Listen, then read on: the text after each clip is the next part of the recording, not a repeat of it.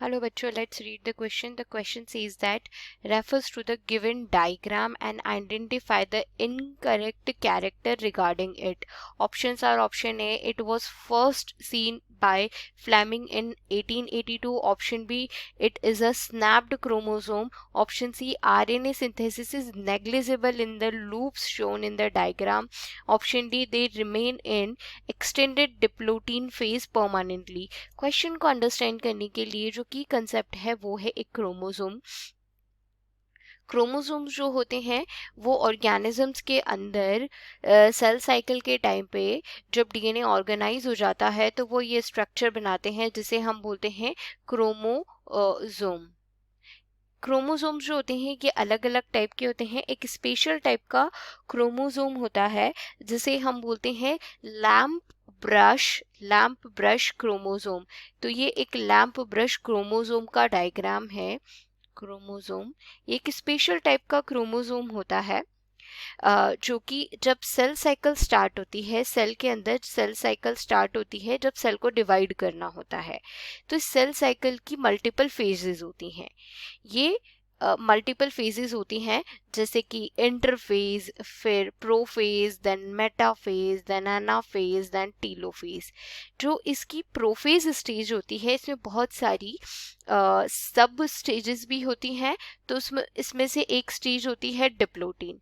तो ये diplotene phase में सिंथेसाइज होता है lamp brush chromosome.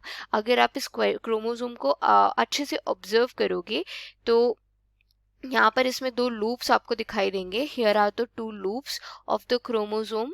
Here are the two loops of the chromosome. Let me show you here 1 and 2। तो इन लूप्स में एक स्पेशल टाइप का एंजाइम प्रेजेंट होता है that is RNA polymerase. RNA polymerase, ये आरएनए पॉलीमरेज बहुत ज़्यादा हाई रेट में आरएनए सिंथेसाइज करवाने में हेल्प करता है। तो इस लैंप ब्रश क्रोमोसोम के लिए इस क्वेश्चन में मल्टीपल स्टेटमेंट्स दिए हैं, हमें इनकरेक्ट ऑप्शन को चूज करना है। तो let's read these statement one by one.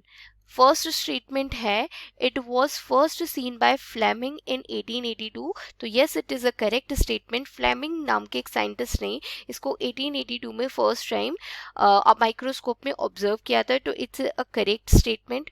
Option B है it is a synapsed chromosome. Yes, it is a correct statement. In this diagram you can C there are two chromosomes. This is the first one and this is the second one. ये दोनों एक दूसरे से सिनैप्स्ड हैं, एक ये वाली side में, दूसरा ये वाली साइड में। तो this is the correct statement. Option C, read it carefully, RNA synthesis is negligible, that means zero. According to the statement, it is said that RNA synthesis is negligible in the loops shown in the diagram. So this is a incorrect statement. यहाँ पे ये जो dots हैं ये RNA polymerase को represent कर रहे हैं। दैट मीन्स यहाँ पर बहुत सारा आरएनए सिंथेसिस होता है, लेकिन स्टेटमेंट में नेग्लिजिबल लिखा है। Let's check the fourth option, they remain in the extended diplotene phase permanently. Yes, as I told you earlier, ये डिप्लोटीन फेज में हमें दिखाई देते हैं। तो क्वेश्चन में इनकरेक्ट ऑप्शन हमें चूज करना है। तो इस क्वेश्चन का करेक्ट ऑप्शन है ऑप्शन सी। इस क्वेश्चन का करेक्ट ऑप्शन है option C. Option C. Hope you understood it well. Good luck.